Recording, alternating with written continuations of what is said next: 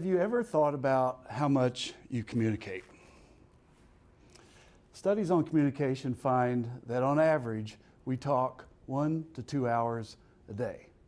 Most of us listen more than twice that, and if you add in the time we spend on social media, messaging, and email, which is 5 to 11 hours a day, we communicate the equivalent of 2 books a day. You never knew you were such prolific authors, did you? So let's talk about your books. What are your books about? Are you creating good books? Mystery novels? Instruction manuals? With so much experience, your books ought to be awesome, right? Unfortunately, no. Quantity does not equal quality. Studies on communication also find that we spend up to 3 hours a day clarifying what was previously said, which for some people is merely repeating themselves, but at a higher volume. In the workplace, our books on miscommunication cost organizations millions of dollars in lost productivity. At home, communication problems are the leading cause of divorce. How many of you are parents? You want to talk about your books on parenting? It's a really small book for a lot of parents.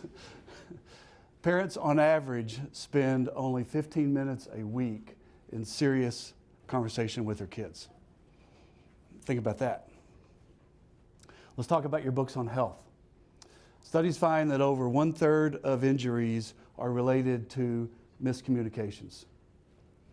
20% of malpractice lawsuits against doctors are due to communication errors by the doctor, by the staff, or by the patient. Sometimes we talk too much, sometimes we don't talk enough. How do you like the books being created by our government and the media? Some call it propaganda, some call it fake news, some call it fact, some call it fiction. Whatever it is, there's a whole library of it being created every day. How many of you consider yourselves to be good communicators? Okay, you ready to take a test?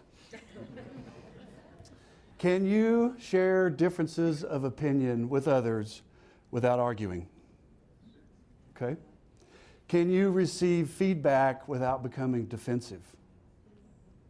Can you listen without giving advice? Can you help other people without telling them what to do? Okay? Can you share your feelings and concerns with others rather than keep them to yourself?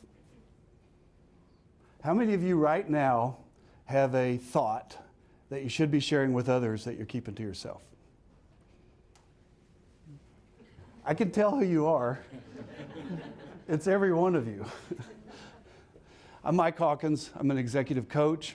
I am the author of 7 books on leadership and coaching, and I'm CEO of Alpine Link, a boutique consulting company. I have written 7 books on leadership and coaching and worked with thousands of managers and executives. Guess what one improvement area people ask for help with the most? Communications. Why? Great communicators make the best leaders. They are the most influential and persuasive. They build the highest performing teams, and they make the most money. Do you think most people know they have a communication problem? No. It's a huge blind spot. Most of us consider other circumstances or other people as the source of our problems, when in fact communications is maybe the bigger problem. Have you ever blamed someone or somebody else or something else for a problem that you later discovered was yours? We tend to blame other circumstances and other people rather than take responsibility for it ourselves. Managers tend to think that their employees are the problem. Employees tend to think their managers are the problem. Parents tend to think their kids are the problem. Kids tend to think their parents are the problem. Siblings learn at an early age to blame each other. You made the mess. No, you made the mess. Whether at home or at work, We often don't realize that poor communications is at the root of many of our problems. How many of you have a personal development goal to be a better communicator? A few? It's interesting though, isn't it? Because a lot of us have goals to improve our business, to make more money, to be happier, but not to improve our communication skills. Yet improving our communication skills is the key to achieving a lot of our goals. So how should you communicate? How do you persuade people, motivate people, coach people, and build great relationships? It boils down to one word: pull. Great communicators pull people rather than push people. They attract people like a magnet rather than repel them. Every day, people need help, yet get repelled. Rather than a helping hand, they get a pushing hand. They receive a reprimand or a lecture instead. For example, let's say your best friend has a really bad idea. She wants to create a small business that competes with Amazon. Good luck. You meet for coffee, you have a choice. You can pull her or you can push her. If you push her, you might say something like, "Joan, you can't compete with Amazon. Their retail prices are lower than your wholesale prices. Don't be so foolish." In contrast, if you wanted to pull her, you might say something like, "Joan, you overachiever. That's awesome. How do you plan to do that?" Did you notice that both approaches made the same point, but in different ways? The pulling approach used an asking style. The pushing approach used a telling style. Here's another example. Let's say you come home and you discover that your 12-year-old son has been playing instead of doing his homework. You got two options. You can push him or you can pull him. If you push him, you might say something like, "Son, I see that you've been playing instead of doing your homework. You know you have to do your homework first. Go do your homework." In contrast, if you wanted to pull your son, you might say something like, "Son, I see you've been playing instead of doing your homework. You know, I like to play too, but what happens when you play before you do your homework?" Did you see the difference? One of them pulls people into a conversation. One of them pushes people away from a conversation. Being pushed is like being managed instead of being led. I had a boss once who always made me feel managed. Have you ever had a boss that made you feel managed? Rather than have a conversation with me and ask me questions and try to help me think through things, he would just tell me what to do. Rather than coach me, he would try to control me. "Mike, that's not how you do this. Don't do it like that. Do it like this." Consider the physics of pulling versus pushing. When you are traveling through the airport and you have your roll-around suitcase, would you rather pull it or push it? If you are going up a step with your wheelbarrow, would you rather push it or pull it? You'd rather pull it. You'd rather pull it. Whether moving objects or people, pulling is more effective. Consider that you have a tool belt around your waist, and it contains your communication tools rather than your construction tools. What's in your tool belt? Do you have a magnet or hammer? Push communicators have a hammer, and it's well worn because they use it all the time. When they want somebody to do something, they merely tell them what to do. And if they don't do it, they tell them again, and then louder. And if they still don't do it, rather than receive help, they receive a threat or intimidation, which in today's workplace is technically called bullying. They may create a lot of books, but not books that motivate and inspire. Why do people push? It's natural. Pushing may not be very effective, but without thinking, we tend to push things. Pulling is counterintuitive. So, what do great communicators do? If they don't use a hammer, what do? They use tools that pull. So here's 4 tools that great communicators and influential leaders use in particular to pull. Tool number 1, prioritize. No matter what you want to accomplish in life, it involves people. Great communicators make people their top priority.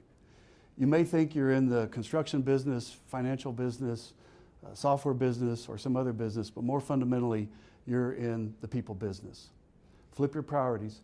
Put people and building relationships with people ahead of projects and tasks. Adopt a mindset that values authentic conversations. Allow time to talk with, laugh with, and cry with people. Tool number 2, understand. Great communicators get to know people. They understand how they think and how they feel.